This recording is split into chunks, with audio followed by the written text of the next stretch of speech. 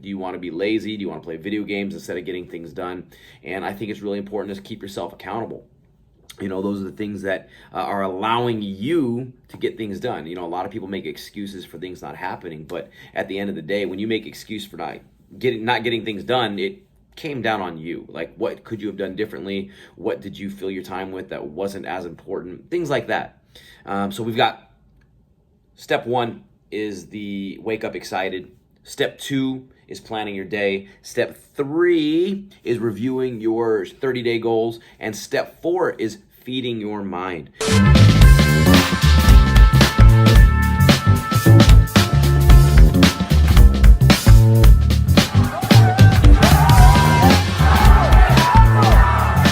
This is the Savage Hour Podcast. We take you inside the mind of fighters, athletes, and entrepreneurs. Don't miss an episode. Follow and subscribe.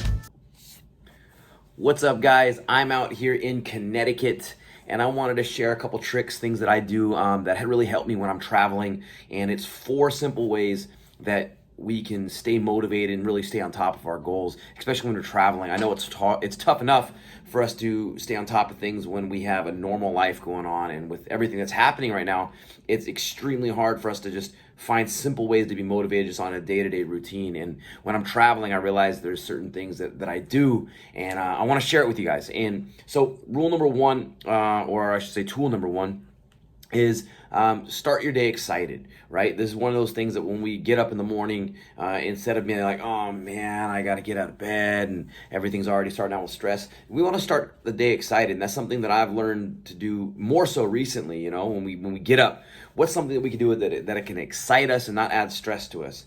One of the things that I'm doing lately, and this is for the past 16 weeks, now that my son has been born, the first thing I do is I give my time to him. For years and years, as long as I can remember, it was very easy for me to get out of bed. First thing I would do is look at my phone. I'm scrolling through emails. I'm responding to things. I'm starting the day off where I'm already in work mode. And even when it's something you guys love, we all know that work can be stressful. And it is, especially when things aren't going exactly the way you want it to, or the momentum isn't on your side. So step number 1 is starting your day excited. And to me, the most exciting thing now is getting up and spending time with my son. I give him the first hour of every day now. When I wake up, even if he's not awake yet, I'll pick him up and I'll spend time with him in the morning. And that's a perfect way for me to just start. And it makes me feel good about the day. And I realize that that's the momentum and the shift that I needed.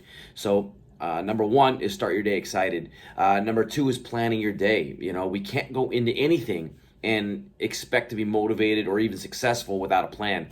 I'm a big advocate of planners and agendas, and I've done different breakdowns of what I do, of how to plan your day. We all have different things, and especially right now while we're in this pandemic, our days are not as full as they used to be. At least mine hasn't. I know a lot of us have been impacted in different ways, but plan your day. It can be anything. It can be like, okay, 7 o'clock, I'm going to get up in the morning. I'm going to spend time with my son from 7 to 8, from 8 o'clock. And then at 8 o'clock, I'm going to make breakfast. I'm going to do whatever it is.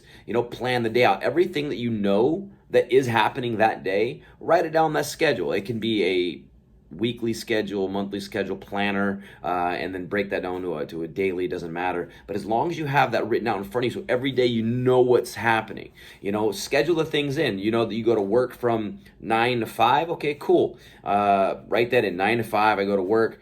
Then you schedule in the little things like I'm going to watch TV. I know it sounds silly, but at least it's planned out. That way, so you can start adding in other things. If there's things that you want to get done, you could add it in between those already scheduled time slots. It's not going into these things and just expecting it to get fix itself, because it's not. If you have little things around the house, by planning your day, you could schedule it in, and then there's nothing more rewarding than taking a highlighter and just going, whoop, mark that thing off, cross that off the list, and then you're starting to get those fulfillments. So you've already started your day excited, now you've planned your day, and when you get to cross things off, you're really getting those little incremental wins, and the small victories are what lead to the big ones. There is no big change that's ever going to happen. It's the little steps that allow us to get there. So step 1 is the waking up excited. Step 2 is planning your day. Now, step 3 is something that I think is really important. That's reviewing your goals. These are things that I do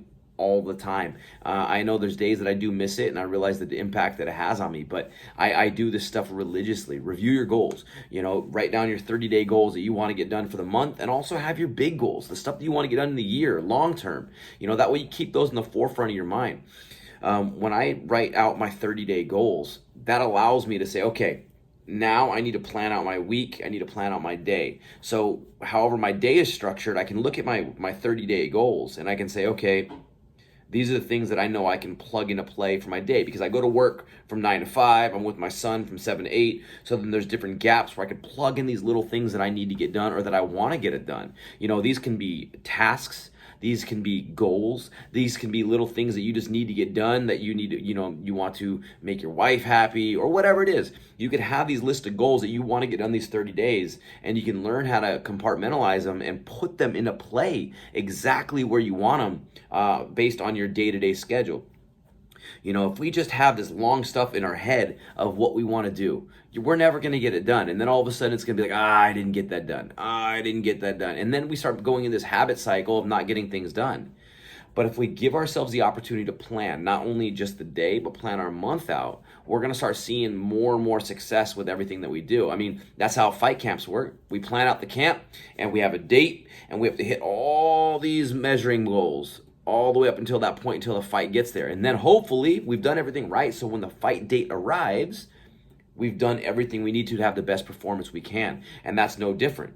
If we plan out what we want to get done for 30 days, these are the things I need to get done. Now I can look at my actual schedule and say, okay, I'm going to plug in this here. I'm going to plug in this here. I'm going to plug in this here. So by the end of your 30 days, you've done it just like a fight camp. You've achieved all these goals. Now, it really also comes down to how bad do you want these things, right? Do you want to be lazy? Do you want to play video games instead of getting things done? And I think it's really important to keep yourself accountable. Those are the things that are allowing you to get things done. A lot of people make excuses for things not happening, but at the end of the day, when you make excuse for not getting things done, it came down on you. Like, what could you have done differently? What did you fill your time with that wasn't as important? Things like that. So we've got step 1 is the wake up excited. Step 2 is planning your day. Step 3 is reviewing your 30-day goals. And step 4 is feeding your mind. It sounds kind of cliche. A lot of people like talk about positive affirmations, but it's true. How you talk to yourself internally is really what's going to dictate how you do anything in your life. It's hard when there's a lot of insecurities out there right now, and in general, it's hard to stay positive. It's hard to not have negative talk. It's hard to have things said in your head that is just self-deprecating. And it's so important to feed our mind with positive information, with goal-setting information, listening to stories of other people. And there are so many resources that are out there. We can do podcasts, we can do audiobooks, we can do actual hard copy books. There's so much material that we have access to that's free. You don't have to pay for it, that allow us to keep the one muscle that we need to keep healthy firing. And we need to do that more than anything else. We go to the gym and we lift weights. And that's great. It makes us look good, makes us feel good, but we're still not working on this. We listen to music, we listen to nonsense. I mean, right now you open up social media, you turn on the news, and it's nothing but negative, people dead, racism, COVID. There's nothing positive that's out there. So all that's going to do is feed the dialogue and feed that narrative of negativity, and it's never going to allow us to actually crawl out of this hole that we're in emotionally. And so the more we can feed our brain, there's so much stuff out there. Like I said, we've got this podcast. There's so many other things out there. You've got Gary Vee. You've got Peter Vu. You've got Tony Robbins is a different approach to things. He's all about movement. But that's just a couple of guys. I mean, there's so much stuff that's out there. One of the books that I'm reading right now, and let me grab it, is The Culture Code by Bill Higgs. This is a new book that I'm reading on right now, and it's amazing. It's a book that is taking the culture of military, actually, and applying it to everyday life and not necessarily the sir, yes, sir stuff, but it's the idea building of culture habits. And it's a really, really awesome book. I just started getting into it and I'm already hooked. So this is a hard copy. If you guys don't want to read, there's plenty of audiobooks that are out there as well. I have actually my whole team now reading Tim Grover, Relentless. I think that is a book that if you really want to understand what one person can do to change their mind from being a good athlete to the greatest ever, that book is going to tell you and teach you how Michael Jordan did it and how he inspired the rest of his team in those early years of the Lakers that he was with them to really follow suit. And he had expectations of himself, and he took that into the court, he took that in the practice, and no matter what was happening, he knew he needed to make those expectations of what he knew he was capable of happen. And if people didn't follow it, he was going to run over them. And eventually, the team started following suit, and it made them become one of the greatest legacies in Laker history. So that book is absolutely phenomenal. Relentless by Tim Grover. I highly suggest it. So let's do a little review. Step 1 is waking up excited. Step 2 is planning your day. Step 3 is reviewing your goals. And step 4 is feeding your mind. If you could do those little things every single day, I promise you, you're going to start becoming more motivated. You're going to start seeing little increases in your success, and just your life is going to become that much better just day to day, because now you have a plan, you have an action, and you're excited to do it. So hope this helps, guys. Hope you guys can implement it. I would love to hear how it works. And stay safe, stay healthy. Being a champion is a choice. Hey guys, if you like this episode, follow the podcast and subscribe to our YouTube channel.